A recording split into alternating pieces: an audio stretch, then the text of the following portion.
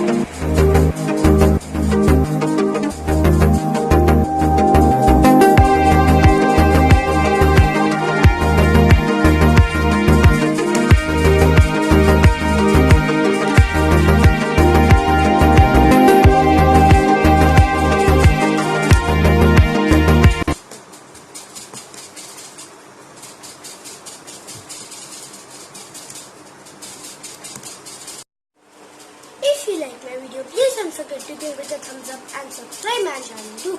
If you have any suggestions, please comment down the comment section below. Happy learning!